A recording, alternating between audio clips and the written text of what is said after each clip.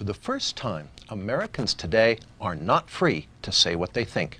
If they say something deemed offensive or insensitive or, worst of all, hate speech, they may be in serious trouble. They may be punished for violating the unholy commandments of the 90s, commonly known as political correctness. But is political correctness a new phenomenon? We'll show you tonight that political correctness has been in the making for more than 8 decades. And it seems that a deteriorating society is exactly what political correctness strives for. But just what is political correctness? As you're about to see, political correctness is nothing less than a Marxist ideology. Marxism translated from economic into cultural terms in an effort going back not to the 1960s, but to World War I. Marxist theory had predicted that if war came to Europe, the working class in every European country would rise in revolt. But that theory proved wrong. When the First World War began in 1914, the workers' loyalty to their country proved stronger than their so-called class consciousness. They willingly put on their uniforms, French or German, Austrian or Russian or British, and marched off by the millions to fight each other. In 1917, a Marxist revolution did occur in Russia, but it failed to spread to Western Europe, again contradicting orthodox Marxist theory. At the war's end, Marxist theorists had to confront the question, what had gone wrong? Antonio Gramsci in Italy and Georg Lukács in Hungary believed they had the answer. Gramsci and Lukács argued that Western culture had blinded the working class to its true Marxist class interests. Before a Marxist revolution could take place, Western culture had to be destroyed. In 1919, Lukács, who was considered the most brilliant Marxist theorist since Marx himself, asked, "Who will save us from Western civilization?" That same year, 1919, Lukács became Deputy Commissar for Culture in the Bolshevik Bela Kun government in Hungary, where he launched a program of cultural terrorism. As part of that program, Lukács introduced a radical sex education program into the Hungarian schools. Political correctness, as we know it, was already beginning to take form.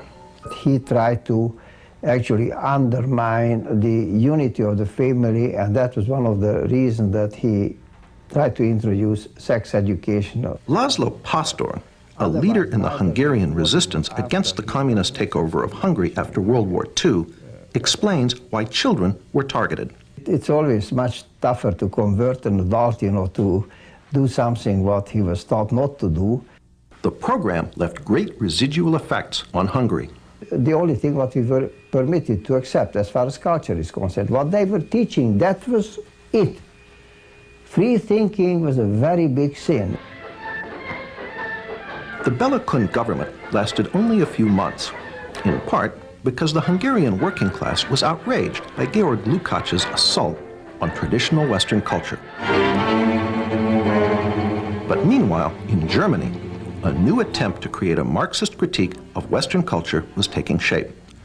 There, the wealthy young son of a millionaire grain trader, Felix Weil, wanted to establish a public policy institute, a think tank, to serve as a home for advanced Marxist thought. Modeled on the Marx-Engels Institute in Moscow, Weil's think tank was originally to be named the Institute for Marxism.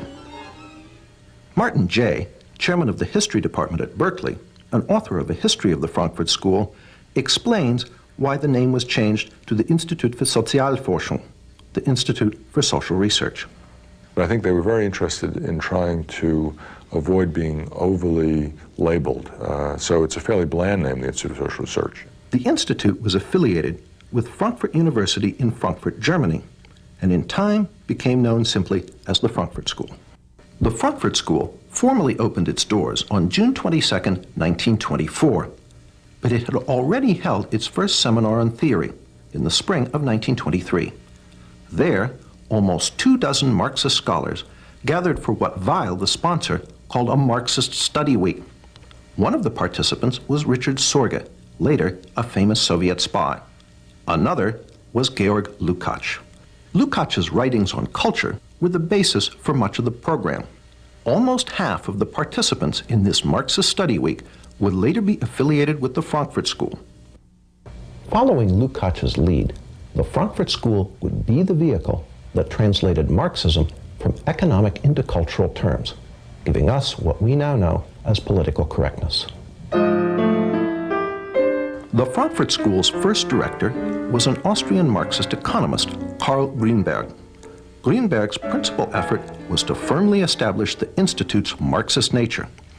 In his inaugural address, which opened the Institute's new building in Frankfurt, Grünberg said, "It has been our intention here from the outset to maintain uniformity in the way we look at problems and go about solving them.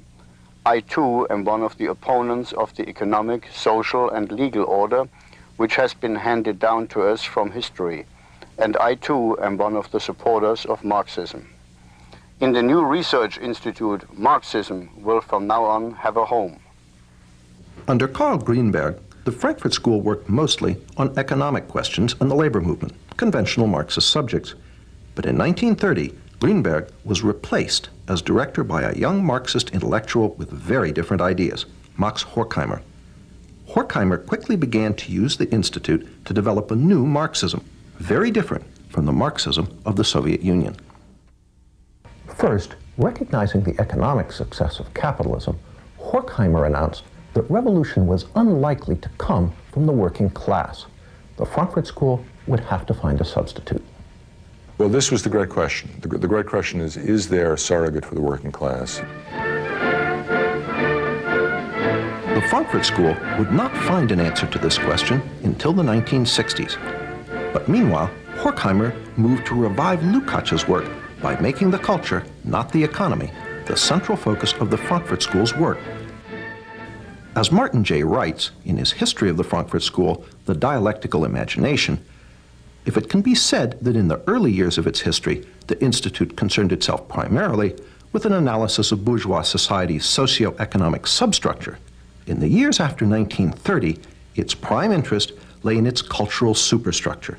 Indeed, the traditional Marxist formula regarding the relationship between the two was called into question. The key to the Frankfurt School's work on culture was the crossing of Marx with Freud. Just as classical economic Marxism argued that under capitalism the working class was oppressed, so the Frankfurt School used Freud to argue that under Western culture everyone lived in a constant state of psychological repression. So that there were radical Freudians during this period who had hopes of using psychoanalysis to end what Reich had called sexual alienation, which they saw as significant as economic alienation. The solution, according to the Frankfurt School, was not just a political revolution to overthrow capitalism, but a social and cultural revolution as well. To further the Institute's work on cultural issues, Horkheimer brought in some new blood.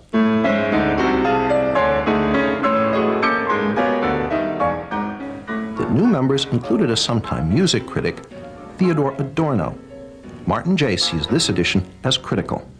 Well, Adorno was perhaps the most fecund and, I think, brilliant of all the members of the Frankfurt School. Another new member was Erich Fromm.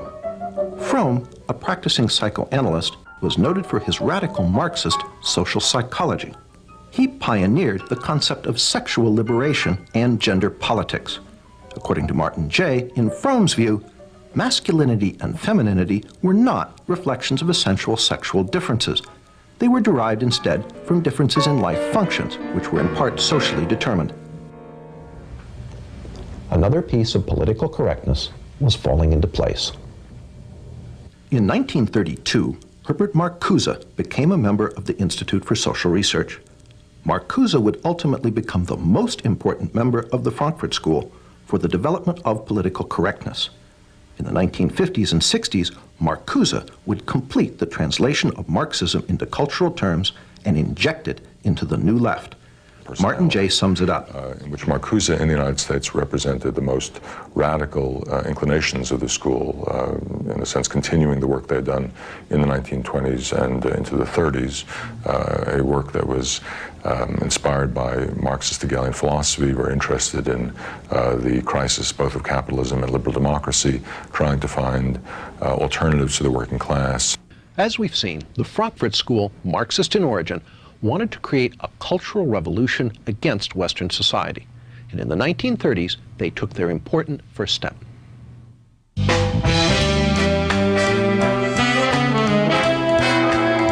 the 1930s, the work of Horkheimer, Adorno, Fromm, and Marcuse issued in its first tangible product, critical theory.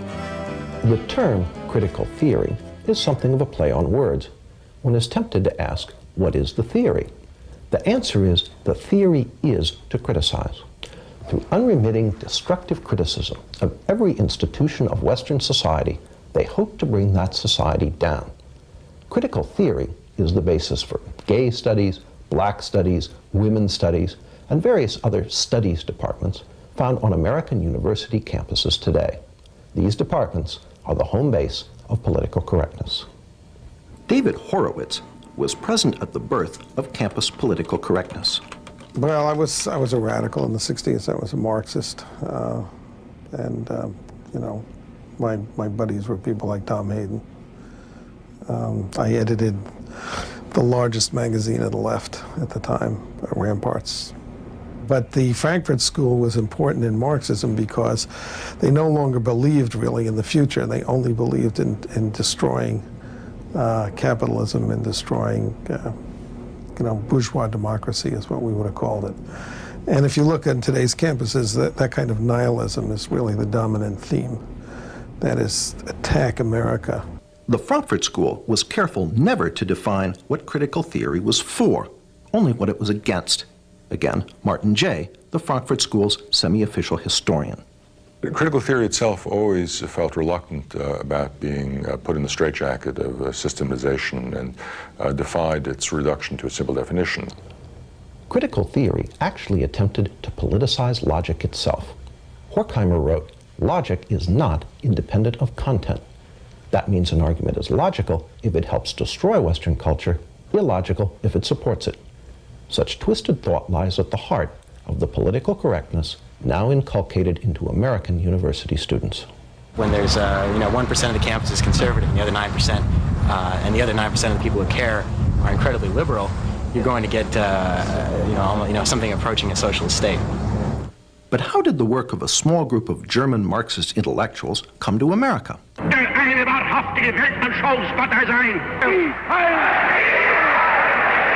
1933, when the Nazis came to power in Germany, the Institute for Social Research fled. It fled to New York City, where it was reestablished that same year with help from the president of Columbia University. Once in America, the Frankfurt School gradually shifted the focus of its work from destroying German society and culture to attacking the society and culture of its new place of refuge. Not only did they apply critical theory to American society, they added some new elements. One was the Institute's so-called Studies in Prejudice, which culminated in 1950 in Theodore Adorno's immensely influential book, The Authoritarian Personality. In it, Adorno argued that the American people possessed many fascist traits, and that anyone who supported traditional American culture was psychologically unbalanced. It is no accident that today, the politically correct are quick to label their opponents fascists and suggest that they need psychological treatment in the form of sensitivity training. People over profits! People over profits! The Frankfurt School even integrated political correctness' most fashionable cause, environmentalism, into their cultural Marxism, by way of Horkheimer and Adorno's book, Dialectic of Enlightenment. Well, they were very interested in what was called the domination of nature. Dialectic of Enlightenment in particular moved the emphasis away from economic domination to the species domination of the natural world, including, we might say, internal nature through psychoanalytic understanding of repression. So they were very keen on recognizing that we needed to have a more nurturant and a more, let's say, balanced relationship between humankind and the natural world. After World War II, Horkheimer and Adorno returned to Germany, where the Institute was reestablished at Frankfurt University. But not all the old members of the Institute returned. Fatefully, Herbert Marcuse remained in America, eventually becoming a professor at Brandeis and University of California, San Diego.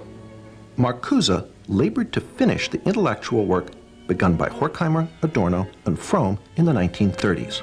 Marcuse, on the other hand, remained in the United States, and during the 50s and 60s developed some of their earlier ideas, merging Freud and Marx, interested in aesthetics and interested in cultural, let's say, tendencies towards what he would call negation, which were usable in a campaign to call into question the what Antonio Gramsci would have called hegemony of capitalist bourgeois culture. And Marcuse became, of course, the so-called guru of the New Left. It was Marcuse who finally answered the question posed by Horkheimer in the early 30s. Who could substitute for the working class as an agent of revolution? So you had to find some new constituency, whether it was students or blacks or women or gays or whatever it was. And Marcuse had a fluid Marxism that fit into this. Martin Jay confirms the role of the Frankfurt School in creating the victim groups that constitute the politically correct coalition. But the working class wouldn't play the hegemonic role that traditional Marxism had expected from it. And so students, blacks, other minority groups, women, and so forth were, they hoped at least, able to come together. Of critical importance for the injection of the Frankfurt School's work into the student rebellion of the 1960s was Marcuse's revival of Fromm's notion of sexual liberation. Marcuse, however, was the main conduit of ideas. But Marcuse had written one important work in the 1950s called Eros and Civilization, a work which attempted to rub Freud against the grain and come out with a radical, even utopian reading of psychoanalysis. And that, combined with Norman O'Brown's Life Against Death, had a great impact on the counterculture and on emphasizing a libidinal element. Marcuse's Eros and Civilization condemned all restrictions on sexual behavior, calling instead for polymorphous perversity. Instead, it argues that at certain early developmental levels of the human psyche, there was a potential for sexual expression, sexual pleasure, which had not yet been organized into the restricted notions of heterosexual sexuality, and that these had some sort of capacity to be reinvigorated. Polymorphous perversity helped open the door to aspects of political correctness, such as gay liberation.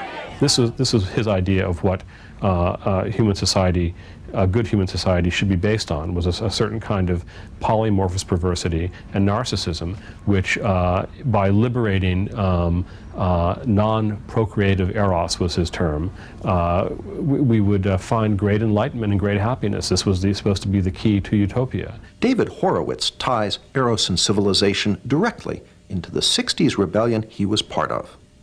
Marxism is a bankrupt creed and was bankrupt by the 50s or earlier. People understood it didn't work. There was no working class that was going to make a revolution. Capitalism, people were happy with capitalism, basically because it spread more money to more people than any other system in history. So they tried to find other sources of revolutionary energy.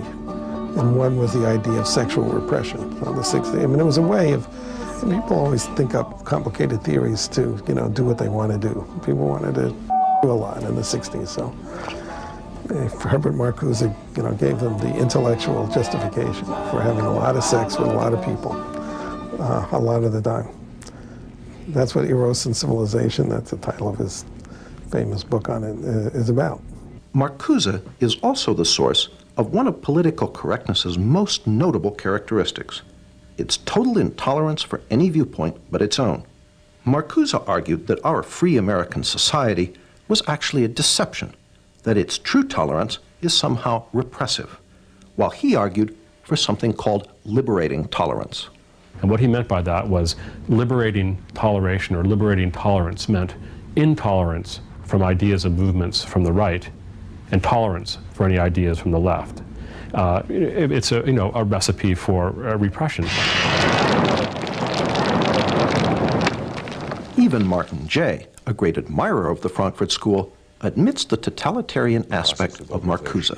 Perhaps his most significant essay in terms of impact, the one we haven't even mentioned, an essay on repressive tolerance, written in the late 60s, which argued that because the tolerance of different beliefs produced no action at all, because every belief seemed to be equal to all others, and racist and neo-fascist and militarist beliefs were given equal weight to those that were pacifist and emancipatory. This led ultimately to the problems of political correctness and incorrectness in the 1980s.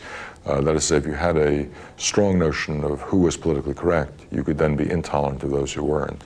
And sometimes this could be used as a license by people on the left to deny free speech to people they disagreed with. Through these works, Marcuse became the main agent of transmission of the Frankfurt School's ideas. Marcuse was a tremendously important influence on the thinking of young people in those days. He was one of the spiritual fathers of the movement. And through Marcuse, the New Left found the rest of the Frankfurt School. And then in the 1960s, they were rediscovered by students who looked back at the work they'd done and rediscovered a source of a non-traditional, non-communist Marxism, which they found as an inspiration for the student movement in the 1960s. Jay pays Marcuse the ultimate compliment as a revolutionary. He became a kind of celebrity. I mean, in Paris, there were banners that said Marx, Mao, and Marcuse. So he was, luckily because of the alliteration up there with a couple of pretty heavy hitters. And the consequences of the Frankfurt School's work now engulf us all. Martin Jay pays them due credit. Well, it's fascinating. If you compare them with other figures from the so-called Western Marxist tradition, they are perhaps more alive than virtually anybody else. Roger Kimball, although coming from the opposite political perspective from Martin Jay, agrees. The institution of the ideas of radical multiculturalism in the academy and what you might call its enforcement wing, namely the ideology of political correctness, testify to the vitality of some of those ideas, some of the ideas of the Frankfurt School. We asked former New Left leader David Horowitz what the members of the Frankfurt School, Horkheimer, Adorno, Marcuse, might think if they could come back and visit one of America's politically correct campuses today. Well, I'm sure they would be thrilled because they would be, gods.